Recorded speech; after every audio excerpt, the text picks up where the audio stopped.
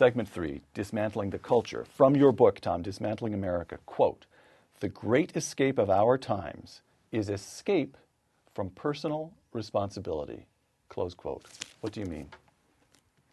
Oh, I think that the idea of personal responsibility is more or less off the table. It's a passé in many places.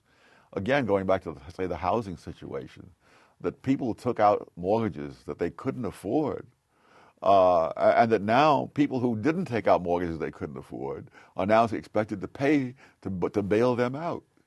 It's insane. But you don't, they were duped by dishonest mortgage brokers, no? Oh, there was enough dishonesty to go around. We needn't single out mortgage brokers. No, that's the narrative. The fact of the matter is that speculators took advantage. See, these things are put in these laws and policies are put into place, saying this is going to help the poor and the downtrodden. But the question is, who actually benefits from this? Speculators benefited from this more than any poor or any downtrodden. A speculator could come in, claim any income he wanted to claim in order to buy 3 or 4 houses. Nobody would verify the income. He would get them at teaser rates like 2% per year, and he didn't worry about that going up later because he was going to sell a house beforehand. And so a lot of that was in there. The other thing is that it's a very complicated financial situation. But the cold fact is, if the mortgages had continued to be paid, we wouldn't have had the mortgage crisis. So the fundamental reason for the crisis is that the mortgages weren't paid, and the fundamental reason they weren't paid is that they were made under conditions that made it unlikely that they would ever be repaid. And you knew that going in. Right, right. Losing a sense of personal responsibility, you write, in Dismantling America places, quote, "a whole society in jeopardy." How is that the case? How do you draw a line from the mortgage crisis to the dismantling of the entire country? Well, I think if you don't have a sense of personal responsibility, and what you have is the government taking money from people who are personally responsible and giving it to people who are irresponsible, or in other cases corrupt, that's not a viable situation for the long term. You're going to have ever more people being ever more irresponsible. As is happening now. I mean, in the wake of the mortgage crisis, they've raised the limit that the Federal Housing Administration will insure from about 360,000 to 720-some thousand. So they've doubled the policy that got us into problems in the first place. Tom, on personal responsibility, and you and I have talked about this before. You spent part of your boyhood in Harlem. Yes. Is that correct? Yes, most of it. All right. Tell me a little bit about the Harlem that you knew as a boy. Was it safe at night?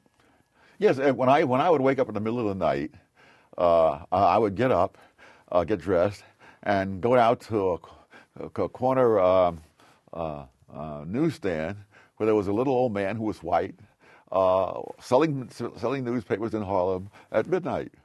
Now today, he and I would both be taken in for mental observation. You know. How were the schools in the Harlem of your boyhood? Oh, they were among the best in the country. Public schools. Public schools. Oh, I only went to public schools. I have data on the actual test scores of kids in Harlem. They were almost identical with the kids in the Lower East Side, who were almost all white. And nobody was concerned about giving me school lunches and stuff like that. They didn't ask me whether my home was broken or not. They just told me what I was supposed to do, and they made damn sure I did it. Do your homework, get your assignments in. That's it. Tom, what happened between the Harlem of your boyhood, which would be what, late 40s to the mid 50s or so? 40s. I went. My first school I attended in Harlem was 1939. Oh, real? All right. So you grew up you were there during the Second World War. Oh, yes. All right. So take me from the Harlem of your boyhood, in this theme of personal responsibility, to the Harlem of the 70s and 80s. Oh, there you got the teachers became social workers, social theorists. They became propagandists for all kinds of new fads. And I guess the test was whether they made the teachers feel like it was exciting and it made the students feel good about themselves. So of course, they end up not with no education that's worth talking about. And what about the crime rates? Oh my goodness, the crime rates were much lower. I gave a talk. Much lower when you were a boy. But yes. So what do you attribute the rise in crime? Oh, the rise in the idea that we have to look for the root causes of crime rather than put the bad guys in jail. All right. So there's the dissolution of the sense of personal responsibility that the teacher is to teach, the child is to do his homework, criminals are to be picked up and put in jail. Yes.